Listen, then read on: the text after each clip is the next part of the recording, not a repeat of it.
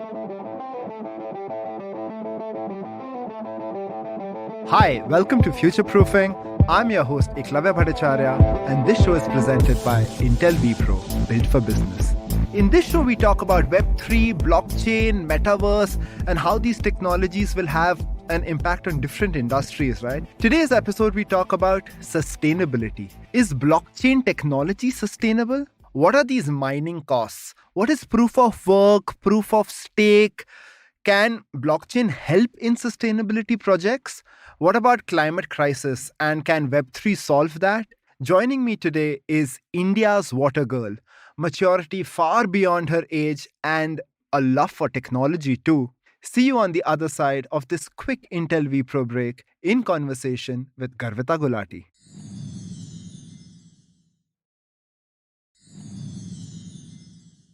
Welcome back and in conversation with India's water girl, Garvita Gulhati. Welcome, Garvita. How's it going? Hey, thanks so much for having me, Eka. Great to be here and very excited for our conversation. It's very different from any other conversation I've had before, so I'm really looking forward to it. Same here. Garvita, let's get started, right? If someone Googles you, the term India's water girl comes up, right? So tell us a little more about that. You're still in your early 20s. You've been involved in water conservation for a long time already. Just tell us quickly a little about your journey. My journey started almost 7 years ago when I was 15 and deeply impacted by India's water crisis. As a young person, I started seeing the problems around me and I really wanted to do something about it. Unfortunately, didn't know where to start. And that's when I learned about water getting wasted in restaurants. And for me, that was sort of the pivot and the moving point that this is where I can make a difference and this is where I need to go and, start doing my bit. And that's where the journey began. And ever since, I founded Why Waste, which is a nonprofit, completely youth-led, focused on building solutions to help individuals become a part of the water crisis, become a part of solving the water crisis. And our goal is to help empower every person to believe that and know that they can contribute towards making this change. We do it by building and creating simple tools and, capabilities for them, including an app, a book, etc. That's so fascinating, Garvita. And you've been doing all this stuff for a while, right? What got you inspired within this, of course? And a little more about, this question which I ask all our guests, right? Garvita, what is your first memory of the internet? And probably was it Web 1, Web 2? And how has it evolved? I think I love the fact that you asked me about my first memory of the internet, right? When I started out as a change maker, I realized the reason I knew that these problems existed was because of the internet. It's because I was able to read about them online, right? Obviously, if I didn't have access to that information, I would have maybe looked at a newspaper and found out, and that's a big maybe because I don't know if I really even read newspapers back then, or it was, a couple of those articles that your parents would make you read. But it was because of the information that I got to explore and learn about online that pushed me towards wanting to do something about the water crisis, right? I was reading about, farmers who were taking their lives due to the lack of access to water, and women and girls who were walking miles just to get a glass of water that, we often get without even moving a finger. So that's really about how it all started and me just learning about the water crisis. My first memory of the internet, I think I was probably not, I wouldn't say born into it, that it doesn't, I didn't get the access to internet when I was 2 or 3, which most kids today have. Yeah, today it's completely different. It's completely different. I think for me, it was, I have a very vague memory of our school computer lab. Okay. And then there was this, small secret room where the computers in that particular room had access to the internet. And if you were a teacher's favorite or one of the smart kids, you would get access to go to that room and use the internet. And that could be searching for pictures for a class project or something like that. But it was very few people who had access to it. And then I think at the home level, my first memory would be, I know I've probably had access to it before, but what I can really remember is maybe creating our first Facebook account in 6th or 7th grade.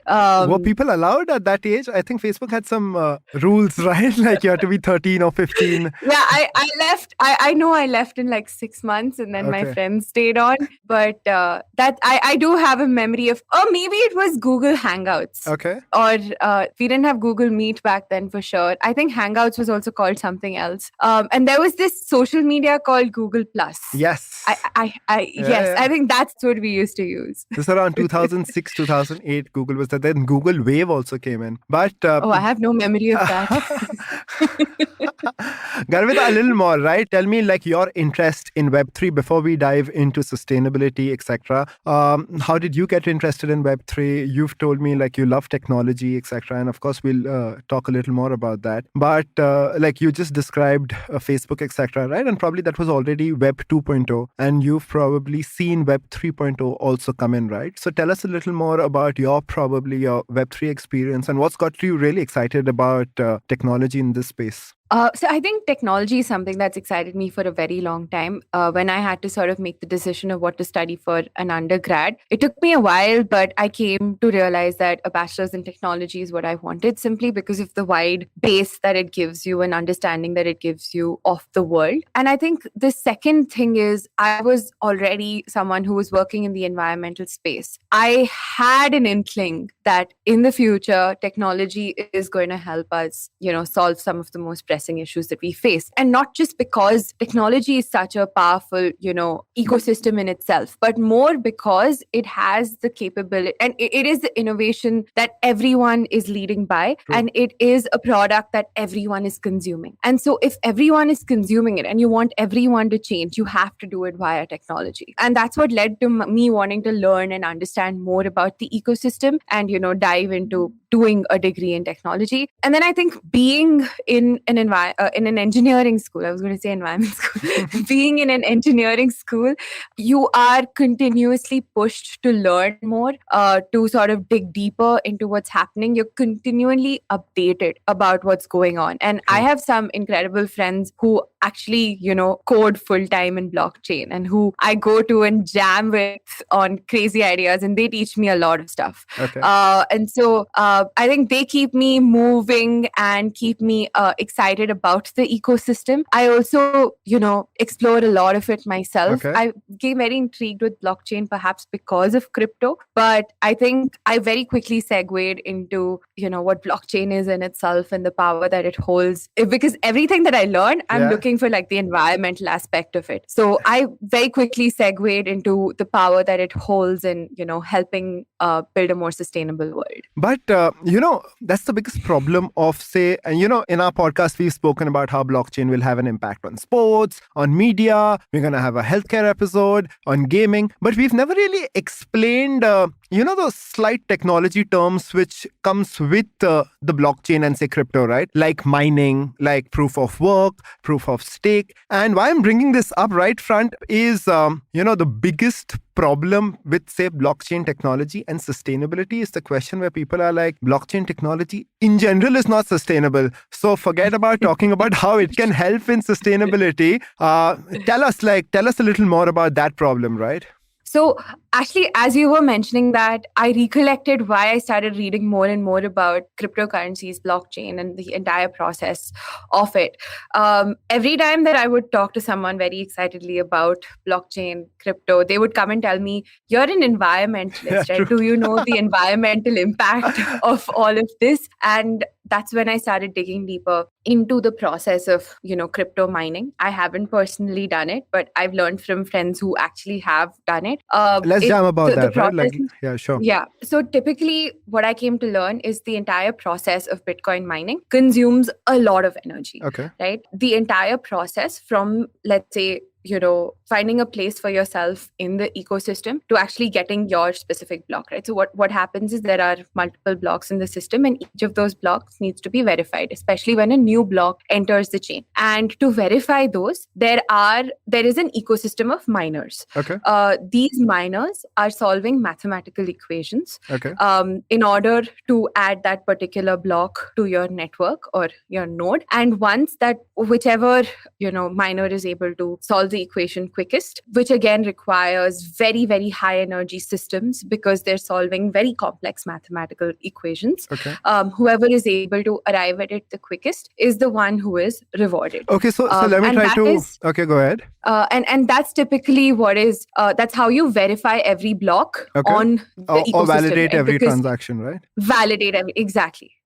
So, let me try to break it down in simple words, and then we can jam about why is a great problem for energy, right? So basically, to validate or to mint a token or a coin or a block, what happens is there is a cryptographical problem which is put out, and the computer, which is the fastest in solving that, gets to validate that transaction, and hence that person gets paid in the currency of that blockchain. Now, the problem which has happened is people have realized that the faster and the bigger processors and computers you have, the chance of you actually being able to solve this cryptographic problem is higher. Hence, the chance of you trying to make money is higher. So what has happened is people have invested in, there are server farms which people talk about, and you can just Google it, like if you're listening. And there are server farms of these mining operations. Heavy duty energy, electricity is getting consumed. And at the same time, you need coolers running to keep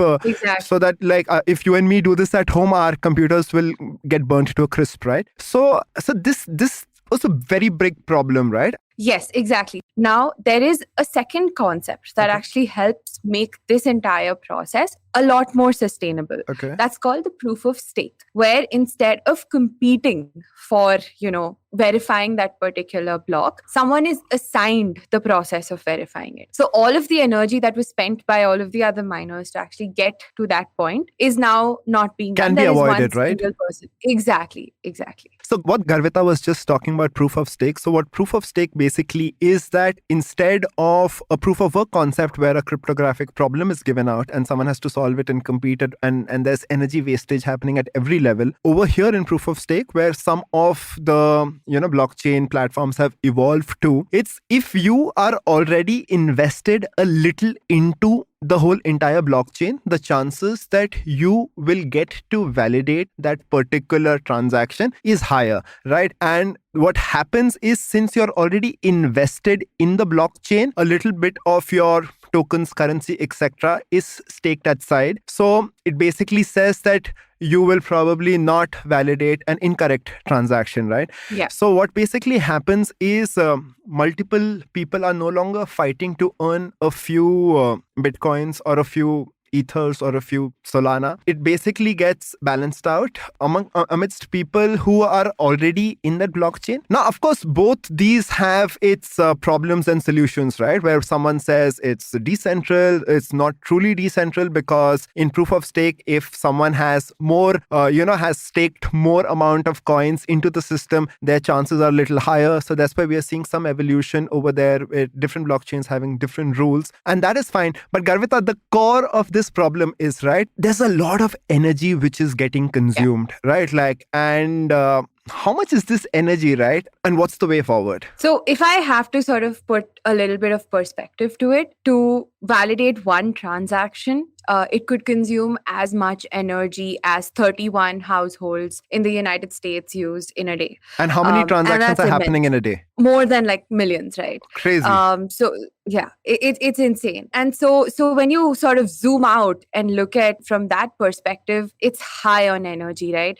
And when I think about, the future of technology, cannot or should not compromise on the ecology, especially in a situation, in a scenario, and in a world where we're trying to build more and more for sustainability.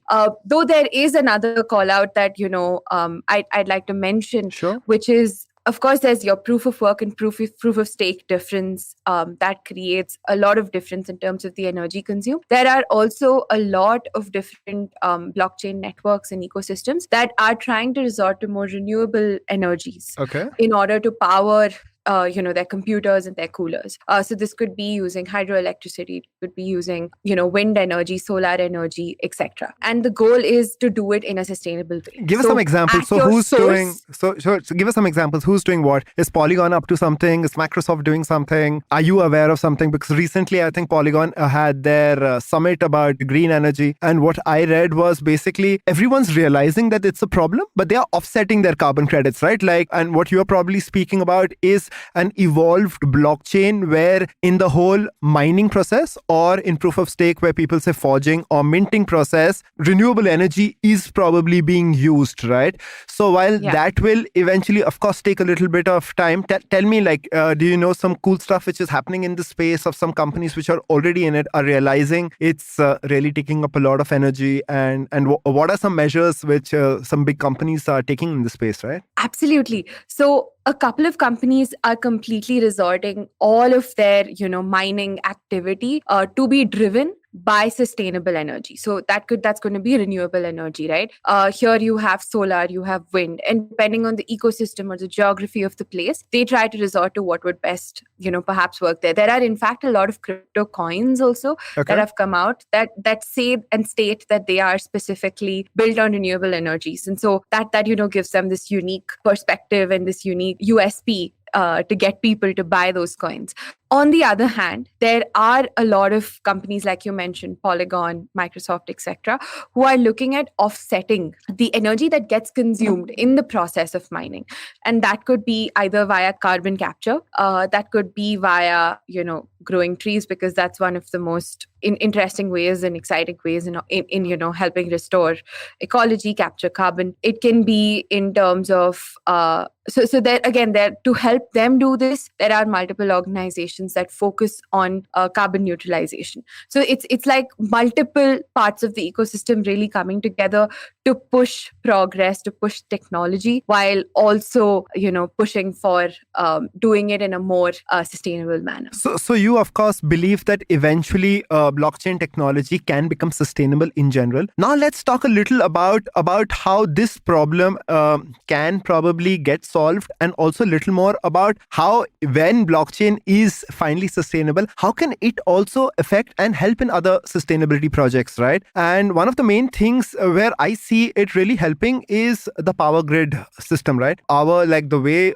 power gets distributed, collected, stored is almost 120 years technology, and it's hardly seen any evolution when it comes to software actually trying to help it, right? And we are reading about devices not being able to communicate to each other, hence there's a lot of energy efficiency which is lost. So any thoughts on how basically blockchain can actually help in better energy efficiency? Oh yes, absolutely. So I'm actually going to take a step back and break this down a little bit, right? Now there's multiple chunks in which we sort of are either consuming energy or are impacting the planet and the environment.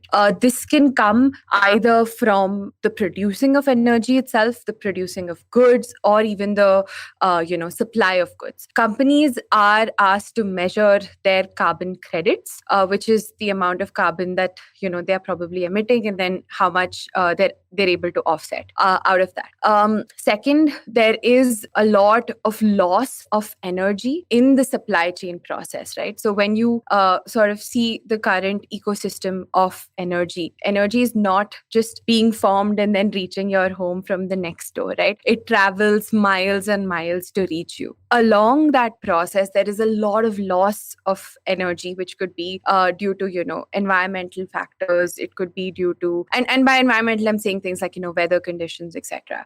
There could be a loss of energy due to simply, older technology being consumed, which is what you were talking about. Now, what blockchain helps us do here is really go directly to the root, understand the process at each stage, because at every stage, it is being recorded, and that record is permanent. It is not changing, and it is transparent and visible to everyone in the ecosystem. So that really allows you to dig deep and understand where the problems are occurring, and then allows you you to make it more efficient, more quickly, and in a more sustainable manner. Okay, that's interesting. So you slightly mentioned, right, in the whole process, and that reminds me of supply chain management, right? And one of the fields where I think blockchain technology can really help is supply chain management, right? And apart from supply chain management in probably in the capitalist side of the world, let's keep that aside. But let's break it down to basic like agriculture is very important in our country, right? And so tell us a little more, right? Like how can, basic example being like that of a farmer, right? Like how can actual blockchain technology probably in India actually make farming sustainable for a farmer in a small village? And what's the cascading effect of something like that? Yeah, absolutely. So, imagine that there's a farmer in a village in India, right? And he is producing a particular crop. Now, for him to be able to sell that crop, there is bulk wholesaler who comes to him and he takes it from him either at a fixed price or at a specific price, right? But unfortunately, the farmer might not have as much negotiating power he or she would have hoped. And then, of course, then that wholesaler sells it farther, and then eventually it probably reaches us at some point or the other. Versus imagine if this entire ecosystem was present on a blockchain, right? You would know, at which level, who has grown the crop that you're consuming, who has, who are the different middlemen via whom it's coming, and how it's finally reaching your home. And by how it's reaching your home, it's not just, the people via which it's reaching your home, even the transportation that was, experienced by that particular crop. You actually know literally step by step exactly how it has come to you. And that enables you to do two things, right? One, it helps you to perhaps help better the farmer, their economic value of the product, right? Because at the end of the day, if you know where it's coming from, there's a more direct tangibility for you to support that particular farmer. The second thing is for yourself, you better know the process that the food that you're eating has gone through, right? And in a world where like organic food, where, more sustainably sourced and produced food is something that we are looking for. And we can also talk about it, not just, in the farming ecosystem, but there's of course, there's agriculture, but there's also aquaculture where there's a lot of talk sustainable about sustainable fishing, right? Yeah. Exactly. And so you also are aware and you are, assured that the food that you are consuming has come from a sustainable source. Because a lot of people who are trying to be sustainable, they follow what is written on the packaging of the food that they purchase. So wait a minute. So you're basically saying that blockchain technology is a solution to greenwashing, right? So you're basically saying if a lot of companies are maybe, having green bottles and writing on their packaging saying that we're completely sustainable, organic, etc., and you're hoping that consumers are blindly believing it, you're saying that blockchain technology can actually make this a little verifiable, right? Exactly. It can make it verifiable for you as a consumer, as well as in many places also for the companies itself. So a lot of companies also today are not fully, maybe not, there are a few people who would be aware, but not everyone even there is aware of where the products that they are selling are coming from, right? So it helps you validate yourself as an organization, and it also helps a customer validate what they're consuming. Because in a world where, we are consciously trying to, eat more sustainably, we're trying to eat food that is more sustainably sourced and produced, all our efforts go to waste when we actually don't know the real source of it. And we're just, going with what we see. Versus on a blockchain, you will go to the root and you will know exactly where it came from. And that will also help in making the entire process a little more efficient, right? Like where a particular vegetable is getting wasted, is it happening at a warehouse? Because if everything, like leveraging the blockchain's ledger aspect of it, right? Like if every action is actually recorded, I'm sure food supply chain management will become far more efficient, right? Just because of being able to understand where wastage is happening, right? And probably getting... Exactly. In fact, when you talk about, food supply chain management, right? And I'll just, quickly throw a little bit light on supply chain management. In businesses, there are multiple scopes of emission count, right? It's called the ESG scope 1, scope 2, and scope 3. And usually supply chain management comes into scope 3, and it is something that is not talked talked about enough or not shared enough. And what happens is, because we aren't aware of the scope 3 emissions, which is where, you have your supply chains, your manufacturing, etc. It's obviously a huge consumer of energy, right? As someone who works in water, just to sort of give a little perspective on energy consumption, right? To manufacture a pair of jeans, it can take like up to 4,000 liters of water. It can take up to 30,000 Wow. liters of water to like manufacture your car. And I'm just talking about water. There's multiple other resources and energies that go into producing every single product that we consume today. But unfortunately, we're simply and blissfully unaware of it. And it's honestly not our fault, but now it is our duty to sort of take that first step and learn about it. And what blockchain can actually do is enable you to learn about it, right? It can enable you to learn about the process that your food has taken to reach your table. It can enable you to learn about the process that your clothes have taken to sort of reach your backs. That is one aspect of it, right? The second aspect of it is actually helping companies become more sustainable. Okay. Because a lot of times, even they don't have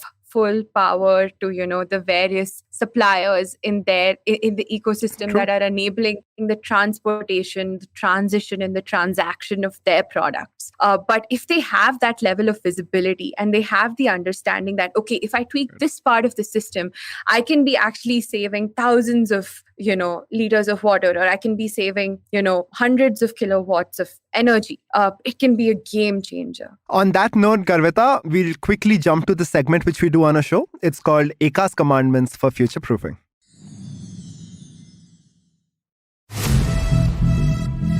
Web 2 brought social media where it was possible to interact with one another via comments, GIFs, photos, and videos. And this brought the world a little closer.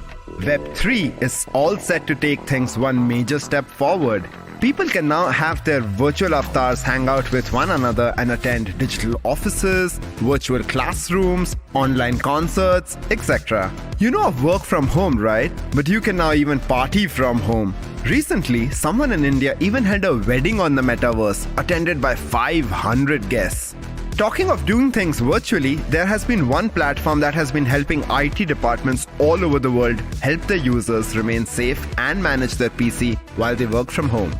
I'm talking about Intel's vPro line of processors. Intel vPro provides modern management options to remotely discover, repair, and help protect PCs in your entire organization, which will help simplify support and improve user experience. Intel vPro, built for business.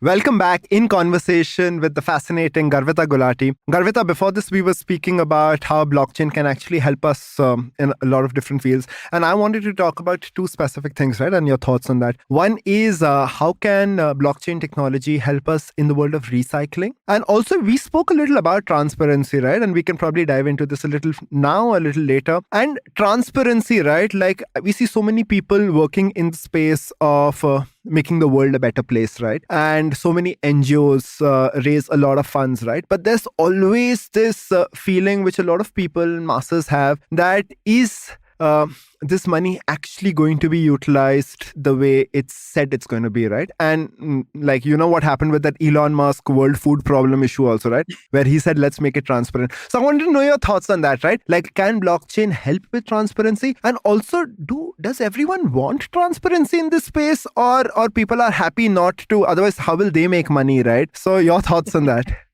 Oh man. Okay. A couple of, thoughts around that, right? What is the USP of blockchain as a technology? One, it's immutable, right? It does not move. Once something is on the network, it stays there forever. So it's not going to be changed. It's not going to go. You can't change the past, basically. You can't That's change the past, right? Yeah. And not just that, you can always see the past. Okay. That's very important. I think that's what sort of ties that initial network An together, archival right? record of whatever's happened. True. Exactly. Second, it is accessible by everyone. So everyone can see that, right? Again, that's a very important. It's not just an archival record; it's an archival record that's observable by every single individual Perfect. who's a part of that ecosystem, right? And the third thing is that it's a democratized ecosystem. There's not one person who's choosing what goes where, but it's a network of people who are enabling the access and the visibility and the growth of that particular ecosystem. Okay. And so these sort of USPs, and there's a lot more, right? But these are three that stand out to me specifically.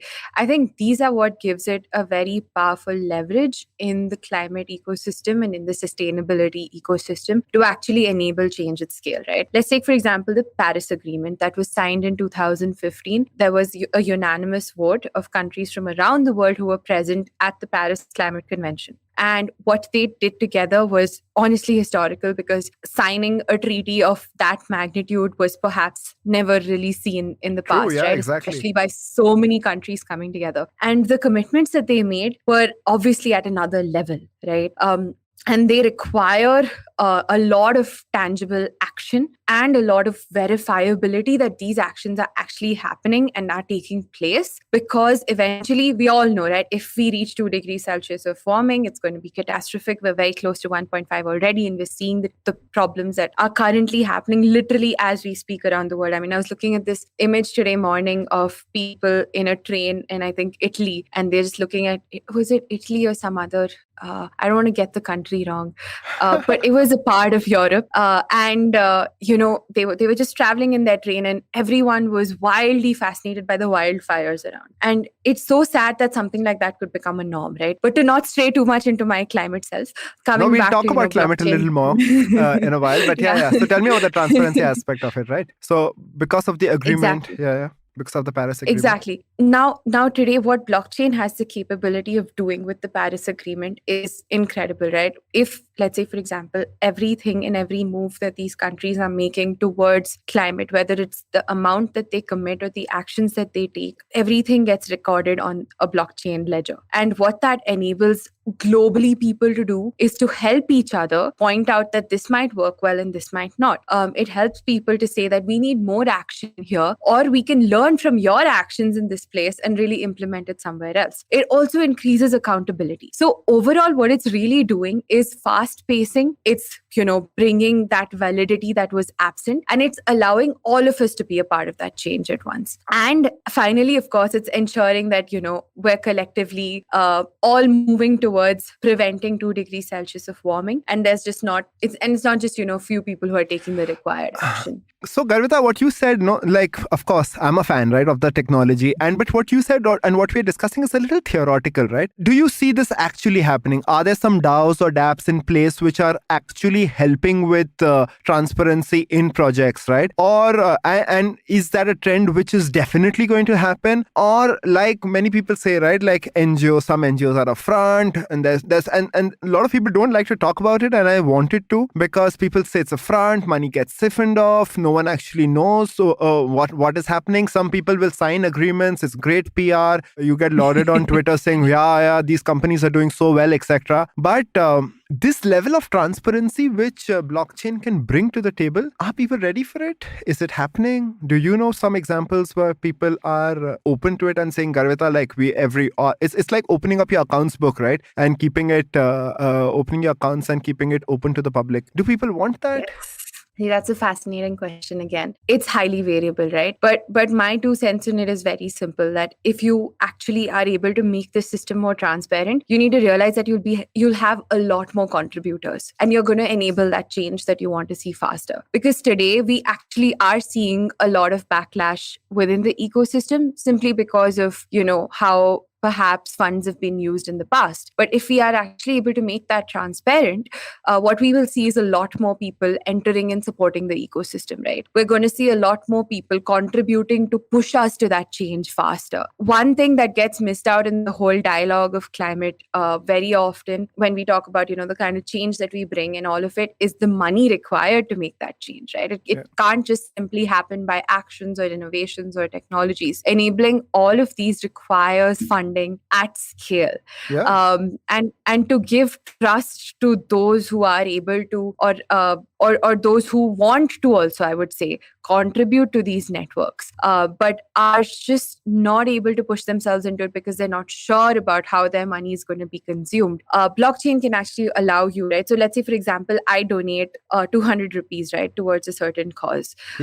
From the moment the money hits that bank account, right, it hits the bank account of the organization I want to support. I can actually see how that money was used by that particular organization. I can see where where it was used, I can see the impact of it, and I can see the results of it. All of that when it's all on a blockchain. And that's going to motivate me to give more. Versus if I gave that 200 rupees and now I have no idea what happened with my money, right? If I have no idea what happened, I won't be as motivated to give more. When I see that impact happening in front of my eyes, I'm going to want to give more. And the second thing that it does is really, and this I speak from really an activist's lens, right? It really helps people empathize more with the problem, right? A huge issue that we face today is people not empathizing enough with issues around us, sometimes just giving money without actually, caring enough or knowing about the change that's happening. And second, not putting in enough effort to learn about the change that is happening that could, in a lot of ways also help them change their lifestyles for the better. So it also does that, right? It gives you that transparent vision and it allows you to become more a part of that change and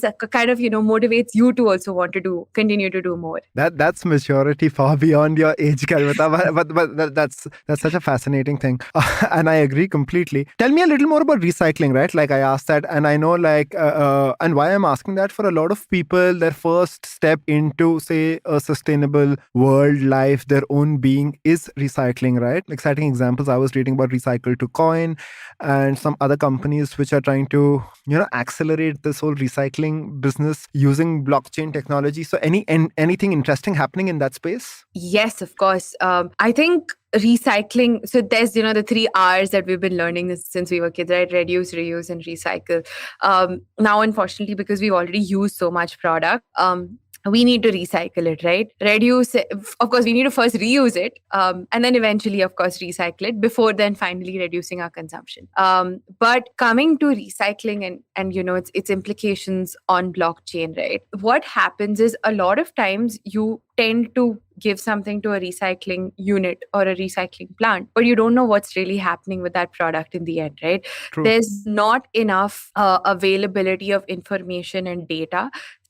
Very often it can be used for absolutely the right reasons, right? But very often it can also be not really reaching where you want it to and just going back to a dump yard. And so for you to know the right places to send it to, right? And for you to know that this particular unit, company, organization is going to ensure that my waste actually gets, they say create wealth from waste, right? Which is typically use it to build back a better world, to create something new that can help the world, right? I want to give it to companies and organizations that will create that environmental wealth out of my waste, right? It's not enough to know only from a back seat what's going to happen with my waste, but it's very important for me to dig deep and know exactly what is happening with my waste. Right? It could be, let's say, for example, I want to recycle a bunch of glass bottles that I have.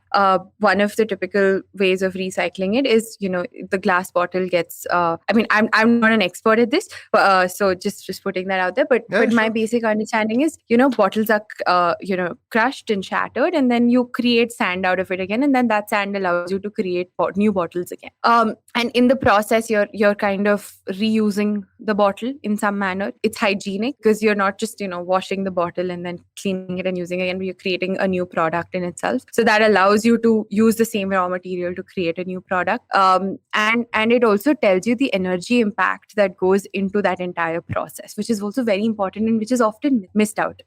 And visibility to something like that can actually really change the gears of our consumption and consumer behavior. So blockchain, again, in recycling and in that particular ecosystem, allows you to know the entirety of the life cycle of your product. And when your vision is just simply opened to what is happening to something that I consumed and the amount of energy that it takes to create and then, dispose of that product, you're going to want to make some changes in life.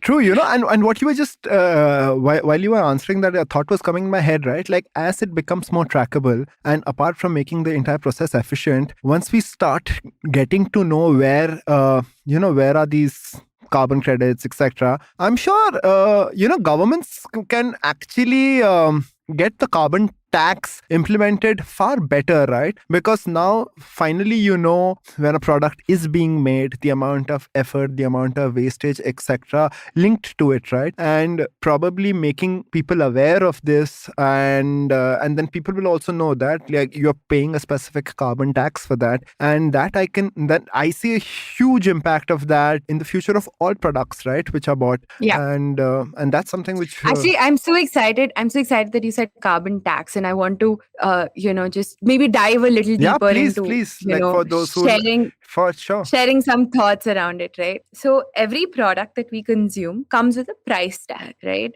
There is a specific amount that we have to pay to obtain it. That is the money that we give. But every product has so many hidden costs to it, right? That is the cost to the environment. They say that the environment is the economy. Today, everything that is our economy, all of the money that we hold is because we have created and sold things that we have produced from the environment, right? And that's a huge cost that we have literally never accounted for. There is a cost that comes of water. There is a cost that comes of carbon, right?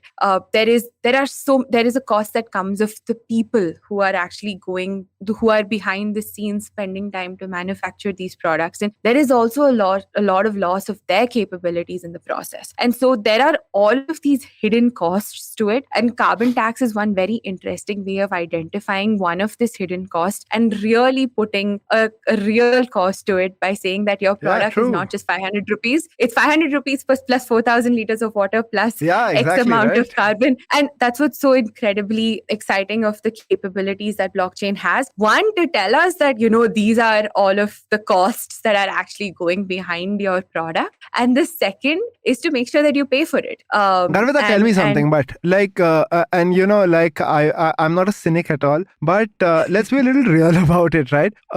Today, okay, if you were to buy a product, right, and the same product one is 500 rupees and the other is 1,000, right? Because the one person is more transparent and says this is the cost, it's more expensive. We are offsetting the damage which we might be doing while making this product by planting more trees, right? Hence, we're charging you 1,000 rupees. And at the other side, there's another brand which doesn't really care, right? They're proper consumerism wala behavior, which is like the word, right? And saying, bhai, hamara product is 500 rupees, it's the same quality as your Baju wale ka product, right? Do you see this consumer mind shift changing in the next generation amidst your peer group, where people realize that we have to make the decision, we have to make that switch? Do you really see that happening, or it's and this is what I wanted to guide a conversation to the next question, right? Where the whole thing about Bill Gates happening, and we were discussing that, right? Is caring about the world anyway a thing only of the privileged, right? Like, do you have to be rich to start caring about the world, or can you be a normal person and still make a difference? Oh, okay. So there's a lot of layers to this, right? So the first thing I would say is, personally also, right, the journey has been more than 7 years now. And I know how hard it has been to convince a lot of my friends that, the environment matters, and spending X rupees extra, right? Like, instead of taking a polythene bag, which was free, and taking a cloth bag that was 7 rupees is going to make a huge difference, is a challenge. And I'm not going to deny it. And there's a long way we still have to go. But I want to acknowledge that there's a long way that we have come also, right? And the way that I like to convince people is by saying that if you buy a plastic bag, you're going to throw it away. But if you buy a cloth bag, you're going to use it for life, and you don't have to ever buy a bag again. And so that's sort of the difference, right? So if your plastic bag costs you 2 rupees and your cloth bag costs you 7 rupees, you can use that cloth bag another 100 times and pay only 7 rupees for it, versus you will pay 200 rupees to get, a plastic bag all of those 100 times, and you've already saved like so much money in the process. And that's again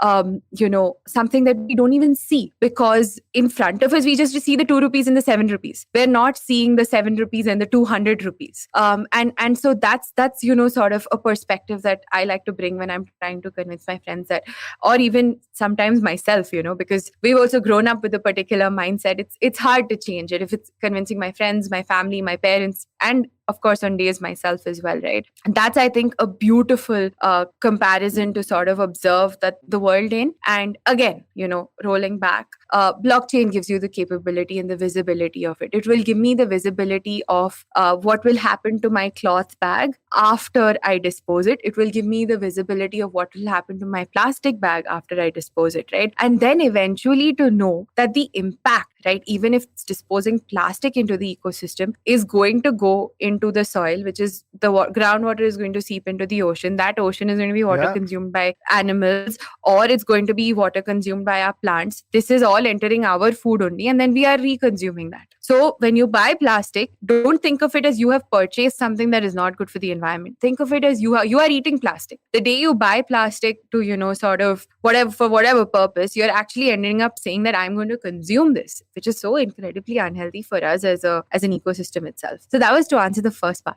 I forgot the rest of your question. No, so the second part, right? And as we are slowly coming to the end of this conversation, I wanted to ask you, right? Like the whole Bill Gates aspect, right? Like, do you have to be rich to actually want to make a difference? You have people who are earning all their lives, and then suddenly that philanthropic thing comes into their lives later when they feel that money has probably not added too much to the purpose of their lives. So like, do you have to be rich to be able to change the world for better? I think you don't have to be rich at all to change the world. You can change the world no matter who you are or where you come from. I actually go back to the roots of, India itself, and a lot of practices that we have as an ecosystem and as a community are so incredibly sustainable.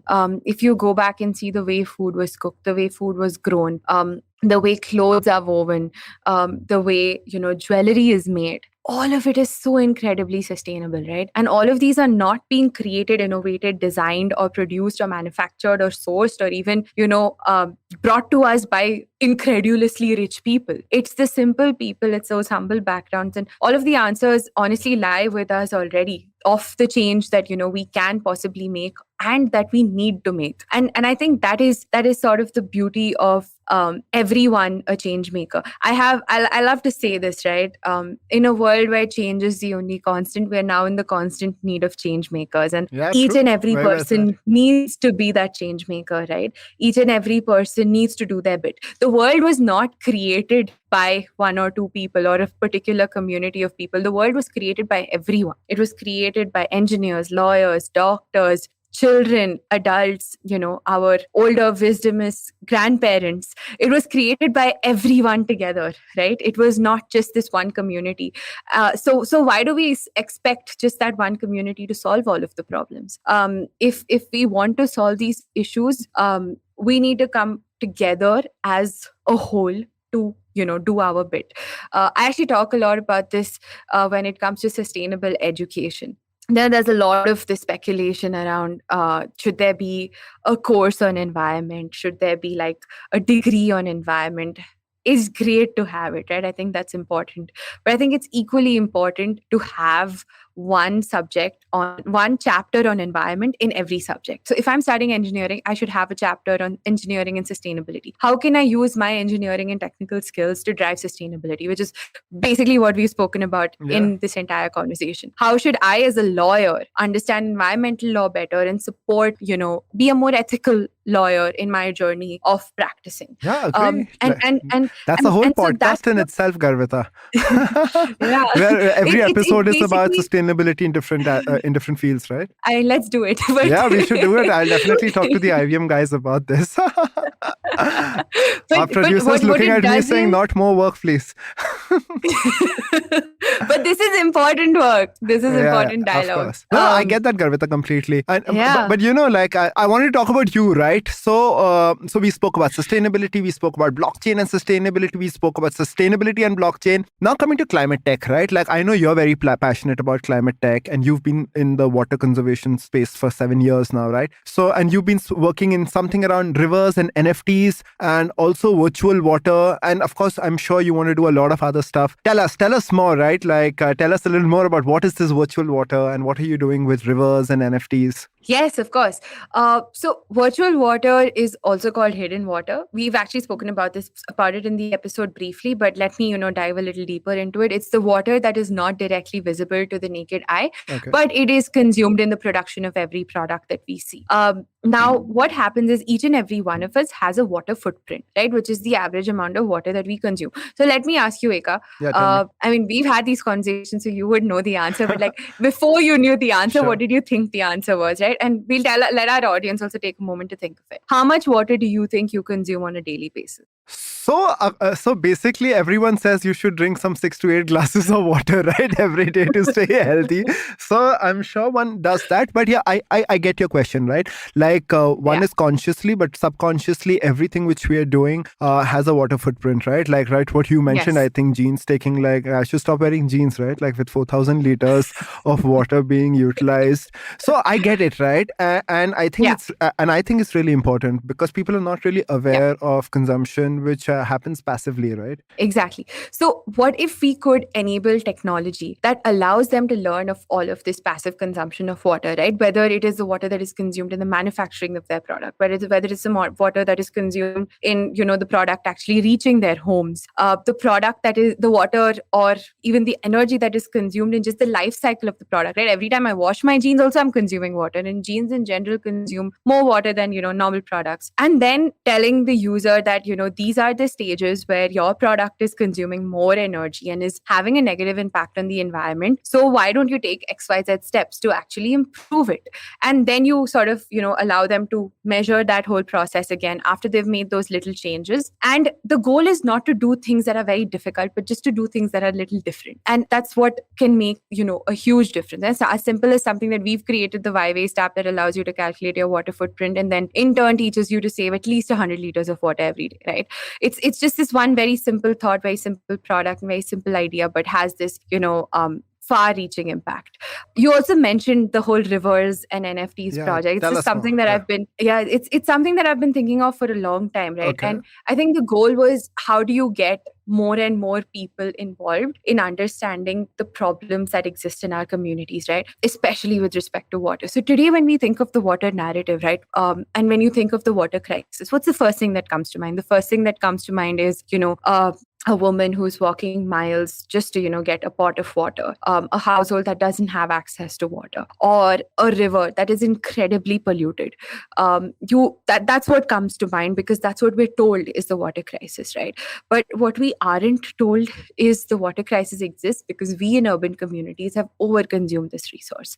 And the goal is to make every person more and more empathetic towards wanting to make a difference, or simply understanding the water crisis, doing their bit, contributing to positive projects that are making a difference in this ecosystem, understanding the root of our resources, which is the rivers, helping rejuvenate it, right? If you go and if you contribute towards cleaning a particular water body, you're going to want to protect it all your life because you've contributed towards it and you've, done your best to ensure that it stays clean. Unfortunately, all of the, the entire water ecosystem is so deeply interconnected today. Every single water body in our world, by the way, this is a fact, is connected to each other. Okay. So you could be in the Pacific Ocean and it will be somehow connected to Kaveri, because the water networks are so deep rooted and so interconnected, right? So every water body in the world today is connected to one another. Hence, it is so important for us not just to, ensure the cleanliness or even, the pristinity of just one or two, but all of them. But of course, it starts with those few, right?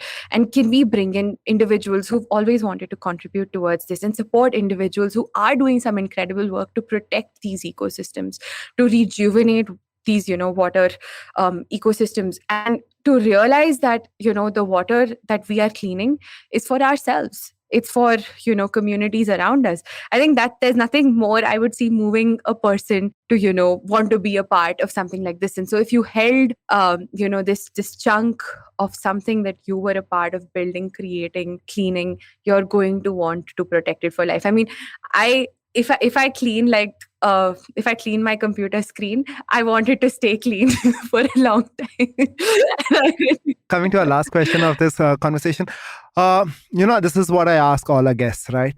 10 years down the line, right? And especially in the space of environment, environmentalists, conservation, etc. Can people make careers in this space? How does one get started? What are the jobs which will definitely flourish in this environment, climate tech, climate change space over the next decade? And what are the jobs which one should get out of or should not get into right now because they'll probably be obsolete in a couple of years? I think it's hard for me to pinpoint what will be obsolete. I'm very new into the working ecosystem myself, but I think for sure one thing I can say is there's a lot of opportunity, and especially my dad was saying this the other day. I think what we know of blockchain is just 1%. There's still 99% of it left to discover. And I thought that was really powerful. And that just shows that already, if with 1%, there's so many people involved in the ecosystem, there's so many people who are able to make a difference, make money out of it, and create a job and a life out of it. That's just 1% of it. There's a whole 99% of it out there. So the opportunity exists, and the opportunity is now, right? It's like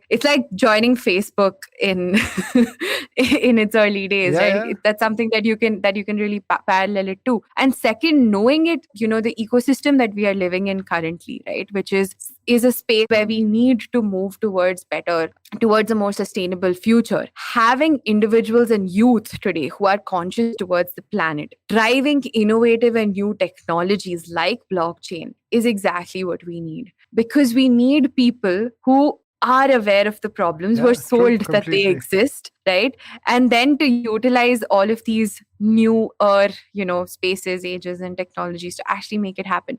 In terms of job opportunities, I've actually spent a lot of time learning from and reading up things on the product folks. I think they're a very incredible community that are enabling a lot of learning in this ecosystem. There's various other communities as well. I know of a lot of MNCs who have created, blockchain divisions in itself that are actually, innovating, creating a lot of the things that we just spoke about and a lot more to, power their, supply chains better, to power their own the economy of their own companies much, much better, right?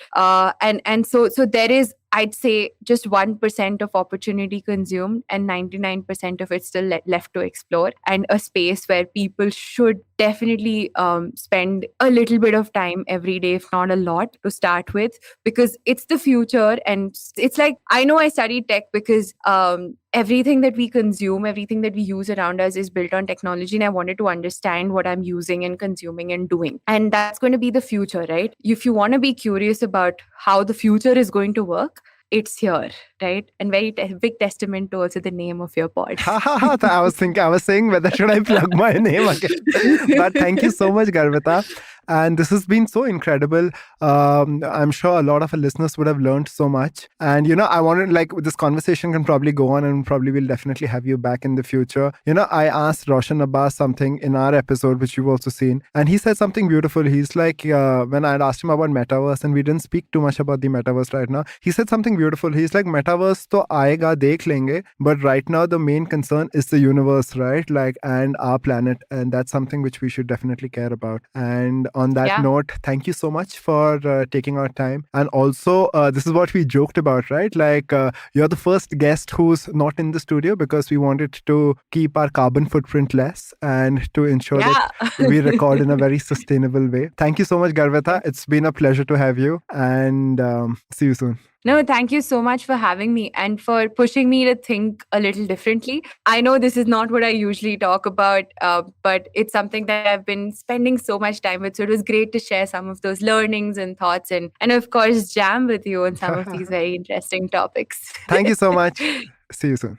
Thank you. Bye. Bye. And that was such a fascinating episode of Future Proofing presented by Intel vPro, built for business. If you learned from this episode, if you really liked this episode, please like it, share it, comment. Don't forget to rate us. And we also have some good news. We've been running this NFT contest, so do participate in it. For more information, you can catch IVM Podcasts across all social networks at IVM Podcasts. You can catch me at Ekalavya on LinkedIn, Facebook, Instagram, and I'm at Ekalavya B on Twitter. See you on our next episode.